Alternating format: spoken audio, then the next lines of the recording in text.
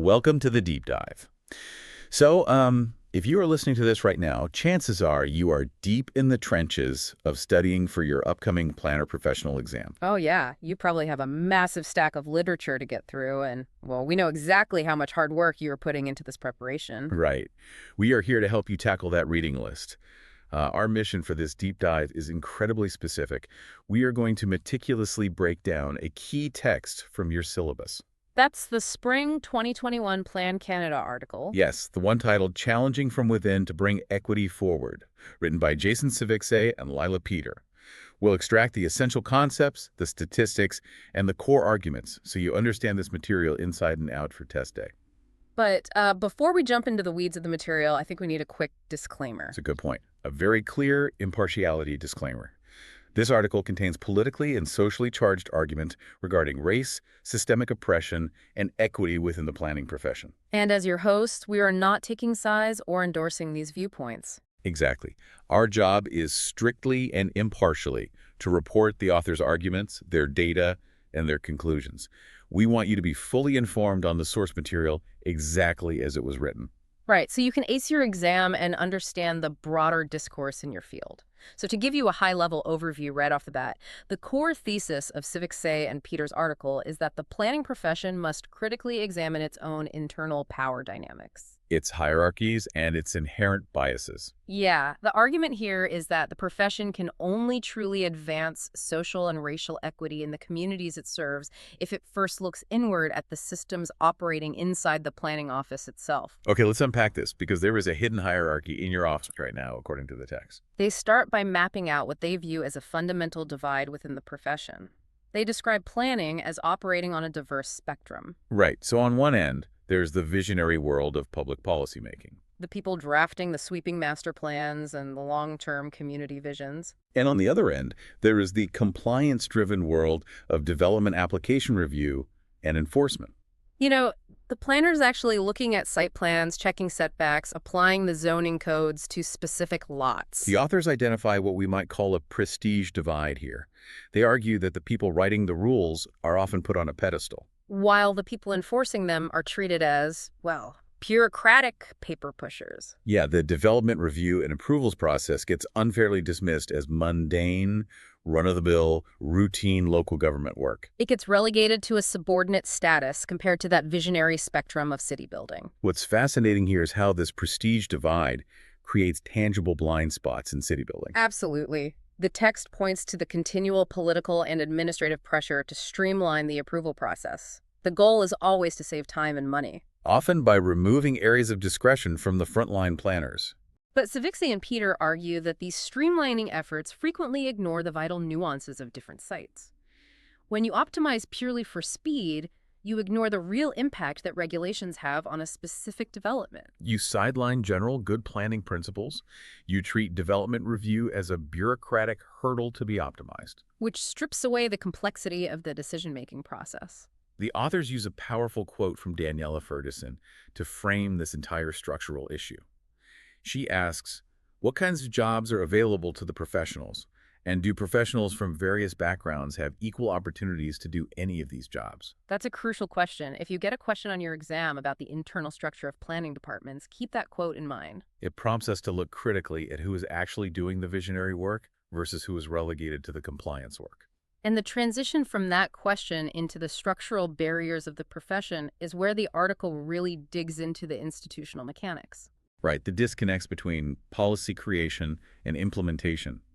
They share a highly specific, very frustrating anecdote from a development planner to illustrate this. Yeah, this development planner had to sit down with a policy planner and explain that statutory plans do not normally apply to permitted use applications. Think about what that actually means in practice. You have a policy planner, someone writing the long-term rules for a city, who fundamentally misunderstands how those rules are legally applied on the ground to permitted uses. It's wild. But wait, if a development planner is the one actually applying the policy and holds that crucial technical knowledge, why are they being locked out of the rooms where the policy is written? What is the actual barrier here? Well, the kicker to that anecdote is the outcome. Despite providing that vital on-the-ground expertise, the development planner noted that their work was still disregarded. Perceived as inconsequential by leadership. And they mentioned they would still be passed up for jobs when lateral positions opened up in the policy realm. It highlights a massive disconnect. Policy is created without a full understanding of implementation. Yet, the implementers are shut out of policy roles. And Civixe and Peter argue that this isn't just a matter of petty office politics. It is a structural barrier rooted in educational requirements. Policy-level positions often require master's degrees, whereas positions in development review generally accept bachelor's degrees. The text cites Cassie Owens, who refers to these criteria as seemingly benign institutional rules. Right, because on paper, asking for a higher degree for a policy role might seem entirely neutral and merit-based. But the authors argue that the high costs of attending university, combined with a lack of recruitment strategies reaching underrepresented groups, present massive, tangible barriers. These benign rules actually function as gatekeepers that lock students of color out of attaining those influential policy-level positions. The text even mentions the derogatory terms used within the industry to describe development review work. It gets called factory work or dirt planning. Wow. The authors note that these tropes illuminate a severe stratification in planning practice.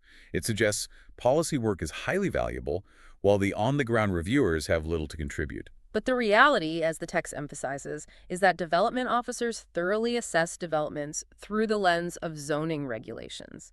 That is a dynamic that leads to direct, positive, or negative city-building impacts. The article brings in some very sobering statistics at this point, which you will definitely need to memorize for your exam. They cite a 2019 survey by the Canadian Institute of Planners, or CIP.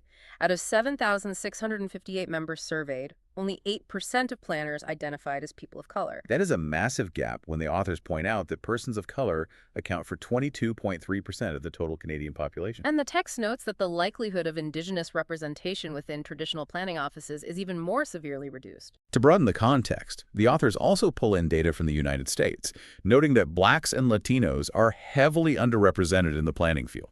Very few hold senior-level positions in their organizations. Instead, the data shows they're often relegated to frontline positions in minority neighborhoods. Meanwhile, other planners, often white planners, hold the positions of broad influence over major development and public policy.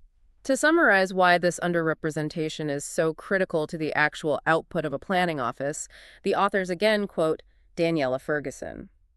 She states that it is unfair and hubristic to expect planners who do not know the lived experience of vast proportions of the Canadian population to be adequately equipped to make significant decisions for them. It is a profound argument about the limits of technical expertise. The text is suggesting that no amount of education can bridge the gap when the lived experience of marginalized communities is entirely absent from the decision-making table. Here's where it gets really interesting, because the authors anticipate a very common corporate institutional response to these issues. Usually when a department sees these disparities, their first instinct is training. Specifically, things like GBA+, which stands for Gender-Based Analysis Plus, or General Sensitivity and Bias Training. This is something you'll likely see a lot of in your career. But Civixe and Peter are highly critical of relying solely on training to fix these disparities. They argue that simply acknowledging one's power doesn't always result in active steps to carve out opportunities for others. For example, if male leadership takes GBA Plus or sensitivity training, it might inform their personal perspectives. But as the text points out, it frequently fails to change the structural fact that women remain absent in positions of power within that office, especially racialized and otherwise marginalized women. Structural change requires a transfer of power, not just a shift in the perspective of those who already hold it. That structural critique naturally pivots the article into challenging the traditional self-image of the planner. The authors introduce a foundational concept from planning theorist Paul Davidoff. Davidoff argued that a planner is not a value-neutral technician. Instead, values are an inescapable part of every single planning process. Civixe and Peter identify a significant technocratic dissonance happening in the field today. Let's break that down, because if you're sitting for your exam, you need to know this term. Right. Technocratic dissonance occurs when planners view themselves purely as neutral technical experts. They believe their job is just to run the process, apply the math, and leave the messy adoption of values to the elected politicians. But the authors argue that planners cannot just rely on instrumental knowledge. They use an excellent analogy here. A planner who has the instrumental knowledge, meaning they know how to operate the calculator, but who cannot cooperate with or understand anyone will not last long in the profession. Because communities aren't calculators. You can't just Right. apply a formula to a neighborhood. Exactly. The text dives deeply into the concept of social identity. It explores how people are taught to socialize and how they naturally care more about those who are similar to themselves. The authors argue that because positions of power and decision-making and planning remain heavily white-centered, our communities are designed and built reflecting those specific views and desired outcomes. The argument is that our unconscious biases carry these historical power constructs forward into modern zoning codes. This has profound real-world implications for public engagement, which is going to be a massive part of your job as a planner. The authors cite Kirk Harris, who notes that the pain of diverse communities is often left at the door and never allowed to cross the threshold into the formal planning process. Think about a standard town hall meeting. Harris argues that the planning field would be much better positioned to advance equity if it were more racially diverse. Sibikse and Peter ask a highly critical question.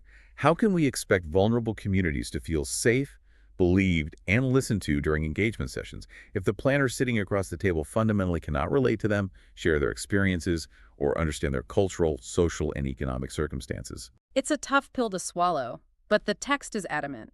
You cannot be an effective, supposedly neutral technician if you fundamentally cannot relate to the community you are planning for.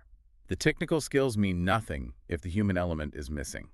If we connect this to the bigger picture, the authors point out that these disconnects aren't just ideological. They are physically built into the administrative structures of local government. They argue that the siloed nature of planning work, the strict separation of department structures, and even the physical geographic layouts of planning departments overtly exacerbate these disconnects. Putting policy planners on one floor and development planners on another actively reinforces that prestige stratification we discussed earlier. So what does this all mean? For you, the listener actively preparing for your exam, this final portion of the article is arguably the most critical. Civicse and Peter don't just point out the problems and walk away. They dedicate their final section to actionable solutions. They propose 3 concrete, testable steps the profession must take to challenge the system from within. Let's make sure you have these locked down. Step 1 is that the profession needs to celebrate all planners. The authors argue that planners would benefit immensely from exposure to both ends of the planning spectrum. To achieve this, they recommend implementing annual staff and portfolio rotations. And to illustrate why this rotation is so necessary, they include a very telling anecdote about office elitism. Ah, yes. The prominent, always white male planner who lectured a colleague to get a proper planning degree and get a policy job and move away from development work in order to get his registered professional planner or RPP designation. To combat that exact elitist mindset, the idea that only policy work is proper planning, the authors suggest institutional intervention. They state that bodies like the Professional Standards Board, the PSB, should actively reinforce and endorse the varied levels of experience attained across the entire spectrum of planning work. Development review needs to be structurally recognized as just as vital for professional designation as policy creation. That brings us to step 2. The profession must move towards an equitable practice. The text emphasizes that the policies and plans themselves must be inclusive, but that only happens if the people writing them are diverse. This means actively allowing minority planners to influence policy. It means ensuring they are provided with meaningful, highly influential projects and significantly increasing the number of minority planners at all levels of leadership. The statistics highlight just how far there is to go on this front. The authors cite U.S. data showing that only 20% of minority planners in public sector agencies hold senior-level positions. To fix this systemic issue, they call on major organizations like the Canadian Institute of Planners to play a leading role.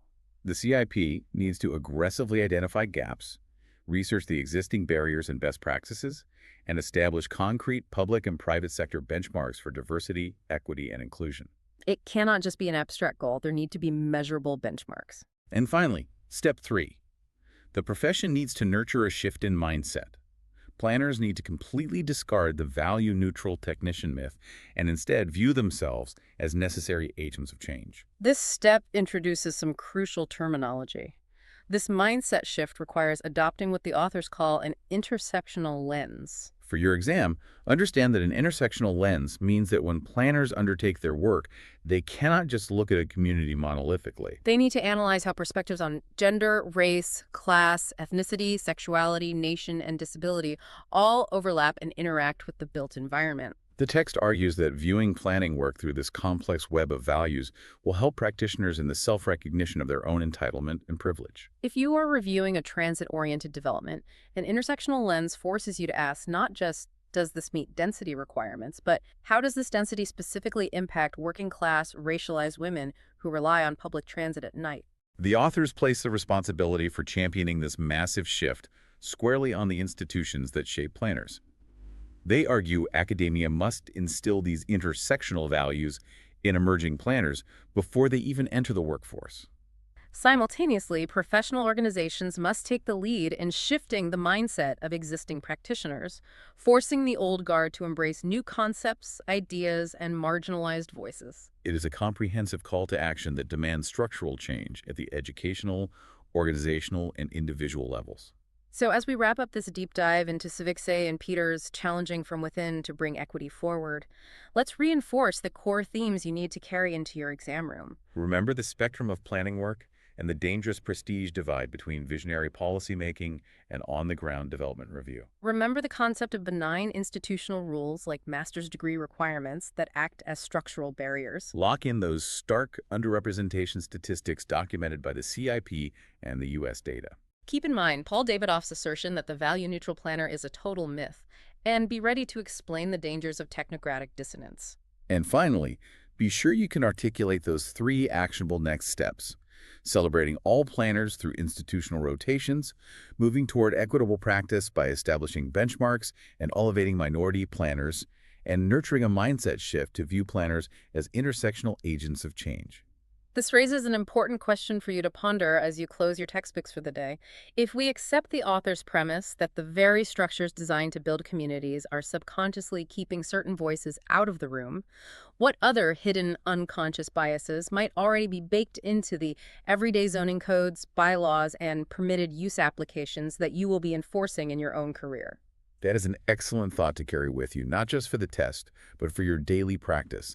We want to wish you the absolute best of luck on your upcoming planner professional exam. Mastering these complex, systemic viewpoints and deeply understanding the vital arguments presented in your source material is exactly what will make you an exceptional, highly effective planner in the real world. Keep studying hard, trust your preparation, and you are going to do phenomenally well.